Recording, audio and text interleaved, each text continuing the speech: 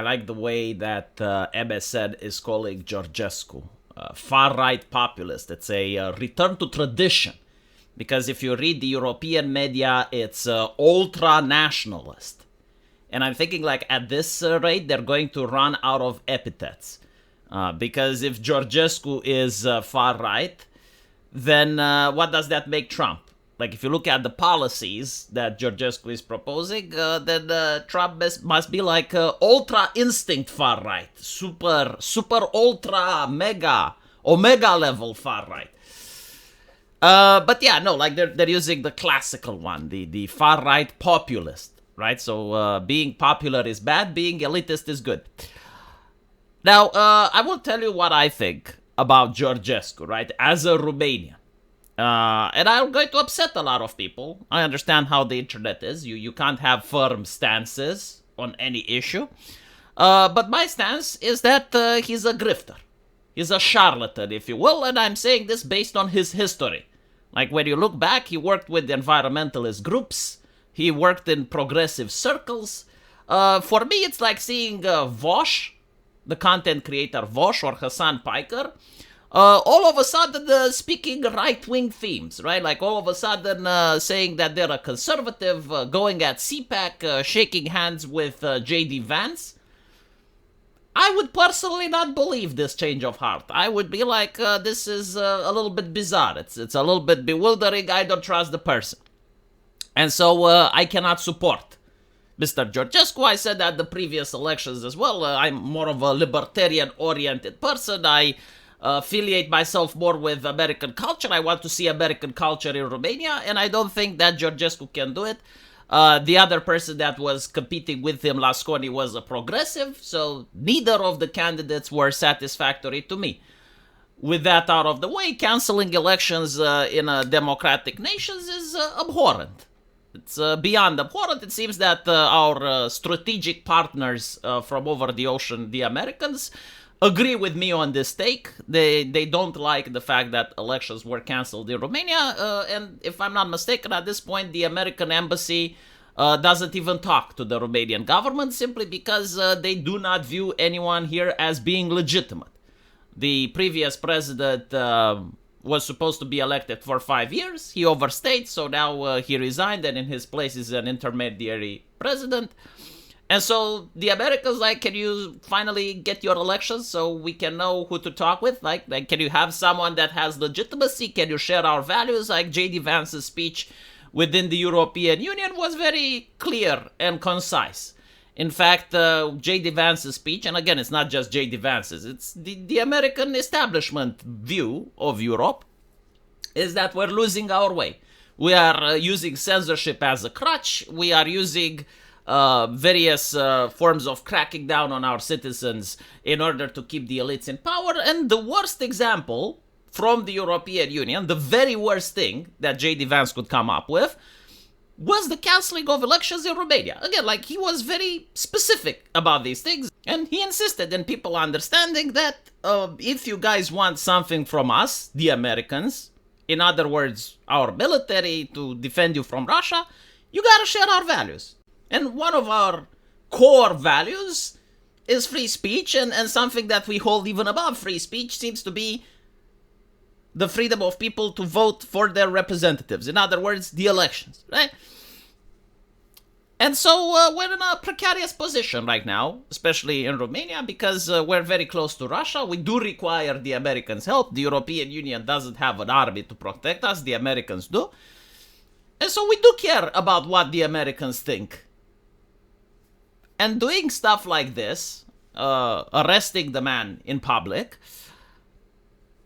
I don't think it helps.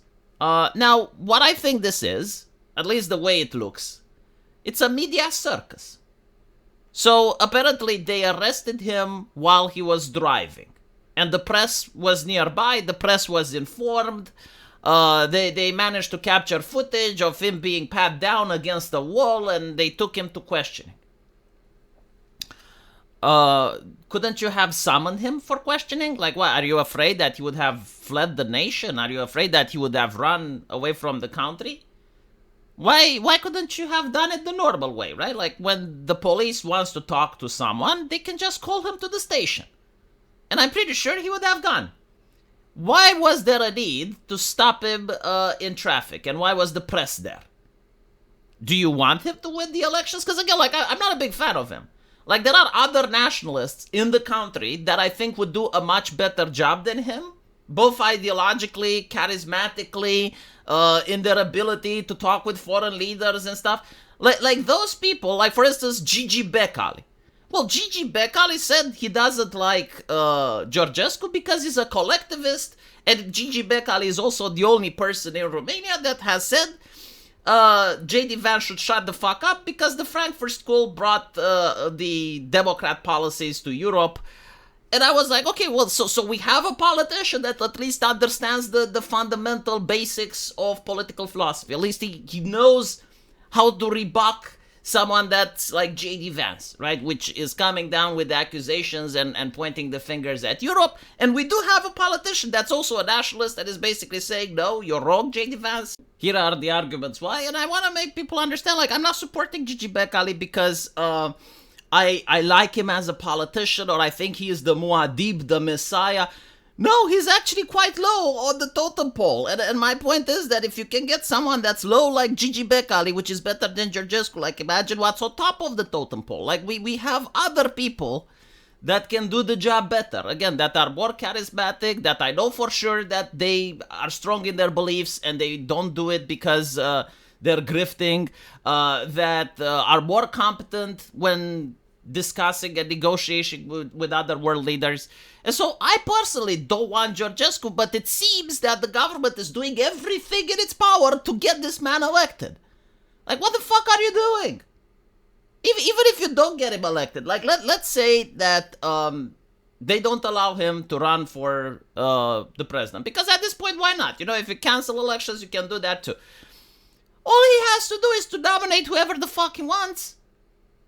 And all the votes from him will go to that person now. Literally, he can say, vote for Fidel Castro, and you're going to see Romanians studying the arts of necromancy, traveling all the way into Cuba, resurrecting the man from the grave, giving him a sexy Romanian woman with big tits so he can marry and get Romanian citizenship so he can run and get elected. We're getting to that level of cult of personality, and this is done by like showing to the world. It's like, look how much he's suffering for you guys. I saw him walking with a cane because he did some surgery. I mean, do you not think he could have delayed the surgery? Of course he could, but like all of this is helping his image. Like right now, his entire image is that he is being persecuted, and the government is doing their best in order to show that yes, he is. And that's how he gets up in the percentages. That's how he gets more votes. That's what resonates with his base. Because his base hates the system. That's why people vote for him. They don't vote for him because they like the guy. I mean, maybe like 6% or 10% do. But the overwhelming majority are voting out of spite, disgust, and disdain for the current establishment. So when the establishment is showing, look how afraid we are of this guy, look how dangerous he is to us, what do you think his base will do?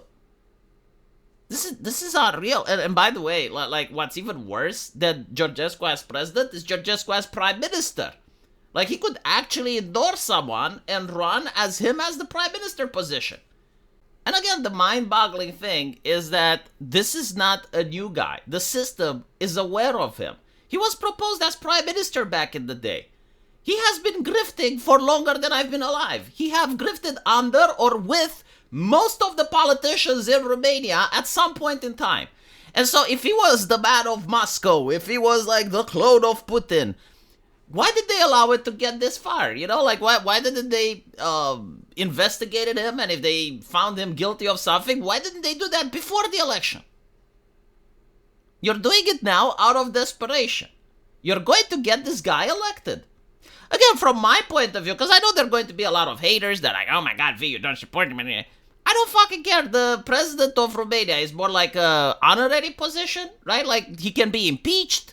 There are a lot of checks and balances of what can happen if he gets president. Like it's no big deal. You know, the prime minister position, in my opinion, is more important. And what's more important is also the parliament, right? Like the parties that are in the parliament. That's what I care about the most. My lifestyle, my living standard is not going to be deteriorated regardless of who gets president. In fact, I would say that it's actually bad for the nationalist movement to have Georgescu as president, because having an incompetent nationalist, that's the image of the movement, is going to hurt the movement in the long run. Everything bad that's going to happen is going to be blamed on him. And so in the future, it's going to be like, oh, you want nationalists? Well, remember the time Georgescu was in office, you know? That happened in Canada, by the way. Like, they had a very strong conservative prime minister before Trudeau. And what was the result? Well, it was decades of progressive policies, right? So I'm thinking like a little bit more into the future. I don't think about, the emotion in the elections in the now. I'm thinking like, what will this mean for like 10 or 20 years in the future? But still, what happened today is a media circus. Like, this is not how justice is supposed to be done. Justice is supposed to be done in secret. Basically, the investigation and the questioning should be done without the press. Right? You don't leak stuff to the press. You don't invite the press when the person is arrested, because that's not justice. That's media circus. And it's what my country is doing right now. Again, I'm not saying don't investigate him. Sure, but like, why are the journalists there? Why is the press there? Why do you constantly do this in front of the cameras? Not very democratic, by the way. The Americans tried it. The Americans tried it with Trump. They also did the exact same thing. Like, they got Trump into the police station. They took his mugshot, which he then used to sell t-shirts. Anyway, right, that's my take, because I know a lot of people would ask. So I'm sorry if it's not the take you want. I apologize for not having the correct opinions. I promise it will never happen again. I will read the comments and I will change my opinion based on what makes you happy, because I see that a lot of people are angry when you talk about strong political issues. I will educate myself better, I will learn better, and I will have the correct opinions from now on. But for this particular video, you know how I used to think right now before I read the comments in the comment section with the people that dislike the video. Let me know what you think, and I'll see you guys there. Take care.